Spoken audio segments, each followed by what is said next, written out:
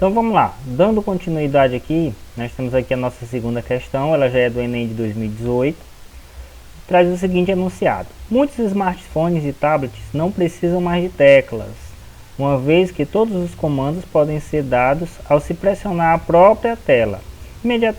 Inicialmente, essa tecnologia foi proporcionada por meio de telas resistivas, formadas basicamente por duas camadas de material condutor transparente, que não se encostam até que alguém pressione, modificando a resistência total do circuito de acordo com o ponto onde ocorre o toque. A imagem é uma simplificação do circuito formados pelas placas, em que A e B representam pontos onde o circuito pode ser fechado por meio do toque. Então aqui a gente tem a representação dessa tela sensitiva ao toque. Temos a representação aqui desse toque. Quando ele é pressionado, a gente tem aqui um circuito que é fechado, semelhante quando você aciona o interruptor da lâmpada da sua casa, você fecha um circuito. Então, para a tela do celular também entender e fazer um comando, você precisa pressionar essa tela, ou seja, inicialmente era assim, e quando se pressionava, a gente tinha aí o fechamento de um circuito e executava uma determinada ação. Então aqui a gente tem a representação aqui, a gente tem aqui a representação do gerador, terminal negativo, terminal positivo, e a gente tem aqui as resistências. Nós temos 4 resistências iguais, de valores iguais, e temos 2 terminais A e B. E aí aqui a gente traz a seguinte pergunta: qual é a resistência equivalente no circuito provocado por um toque que fecha o circuito no ponto A? Observe, a gente vai ter uma pressão aqui nessa tela e ela vai fechar o circuito apenas aqui, ó, no ponto A. Ponto B não vai ser fechado. Logo a gente vai ter o que? Vai ter esse circuito fechado apenas com 3 resistências. Então, para a gente responder essa questão, a gente vai voltar lá e dar uma entendida no conceito de resistência elétrica. O que é resistência elétrica? O que é um material resistor? Então, um material resistor é um material, como o próprio nome já diz, ele resiste à passagem ou exerce uma dificuldade na passagem, no fluxo da corrente elétrica. A resistência ela é dada como sendo essa relação aqui, pela primeira lei de Ohm, o potencial dividido pela intensidade da corrente. Então aqui a gente tem uma imagenzinha, ó. A gente tem aqui, ó, que a intensidade de corrente tenta passar, a diferença de potencial, ou seja, a voltagem, tentando fazer com que haja esse fluxo de corrente, mas a resistência aqui representada por Ohm não quer permitir que essa corrente ela circule, ou seja, que haja esse fluxo de corrente. Então a gente tem diversos aparelhos que funcionam basicamente como resistores. A gente tem, por exemplo, o ferro de passar, é um resistor, ou seja, há um dispositivo, um material que ele dificulta a passagem da corrente elétrica, e com essa dificuldade, ou seja, com esse processo, a gente tem uma liberação de calor. A gente tem a churrasqueira elétrica, a gente tem um secador de cabelo que tem lá a sua resistência, chuveiro elétrico. Então o Enem todos os anos ele vai cobrar resistência. Resistência elétrica é certeza que o Enem vai cobrar. Então não esqueça de reforçar o estudo em cima de resistência elétrica. O Enem sempre vai achar uma situação que ele vai lhe cobrar uma resistência.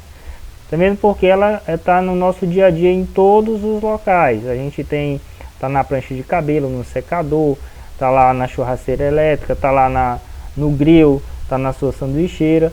Todos os equipamentos que trabalham basicamente gerando calor, convertendo energia elétrica em calor, são resistores. Todos os circuitos você vai encontrar resistores. Quando eu não quero, ou seja, eu tenho uma fonte de tensão e eu tenho um circuito, eu não quero que chegue uma determinada quantidade de corrente, porque é superior ao que o meu circuito pode suportar, então a gente vai fazer o que? Vai inserir uma resistência. Então a resistência é exatamente esse material que dificulta a passagem da corrente, certo? E essa relaçãozinha matemática aqui. Aí a gente o que a gente tem lá no nosso problema? Associação de resistores. A gente pode ter duas situações. A gente pode ter associação de resistor em série, onde eu tenho os dois resistores ligados, digamos aqui no mesmo fio, certo? E eu encontro, por exemplo, nessa situação, a resistência equivalente seria a soma de R1 mais R2, mas eu poderia aqui ter 10, seria R1 mais R2 mais R3 mais R4 e assim sucessivamente, até Rn, o enésimo, quantos forem. Se eles estão associados em série, a resistência equivalente é dada pela soma deles. Mas lá no nosso circuito a gente tem uma outra situação, a gente tem lá resistores que estão também associados em paralelo. E a equação que nos permite calcular um resistor em paralelo, ela é essa aqui, 1 sobre a resistência equivalente é igual a 1 sobre R1 mais 1 sobre R2 mais 1 sobre R3. Isso se deve porque a corrente ela vai ser dividida, a corrente total vai ser a soma de todas essas pequenas participações aqui, ó. A corrente total vai ser I1 mais I2 mais I3. A gente vai ter essa situação. Então no nosso problema nós temos o que? Duas resistências e elas são iguais no nosso problema, ou seja, no nosso problema aqui, a nossa resistência que está em paralelo, ó, a gente tem em paralelo aqui, está em série aqui, no circuito que a gente vai fechar.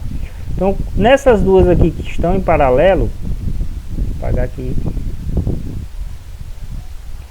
essas que estão em paralelo, elas são iguais, certo? Na verdade todas elas são iguais, mas essas que a gente quer somar primeiro aqui, elas são iguais. Sendo elas iguais, a gente pode fazer o que? Reorganizar a equação, indo mais direto, a gente pode fazer com que, como são iguais e são apenas duas, a gente vai ter que a resistência em paralelo é o valor da resistência que a gente tem lá dividido por 2.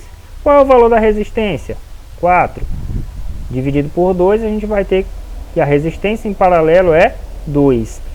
Só que aí, além da resistência em paralelo, quando a gente encontra essa resistência em paralelo, agora a gente tem que fazer esse processo aqui, ó. A gente encontrou que a soma dessas duas aqui é igual a 2. Agora a gente tem que fazer a resistência em série. Qual a resistência equivalente dessa série, desse conjunto, dessas duas?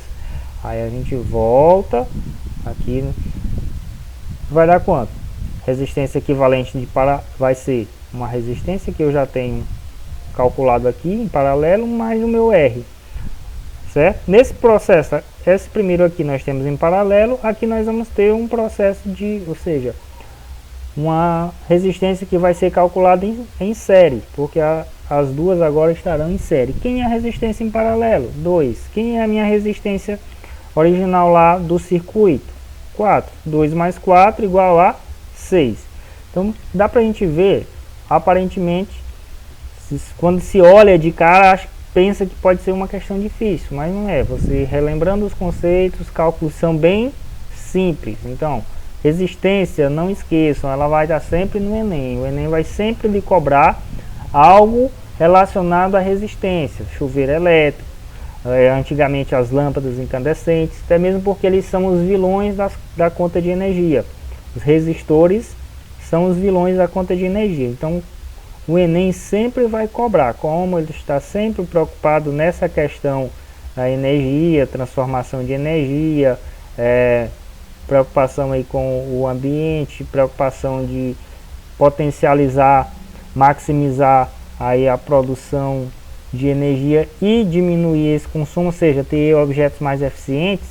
Então vai ser sempre cobrado resistência. Então, como a gente já descobriu, o valor ou o gabarito é 6.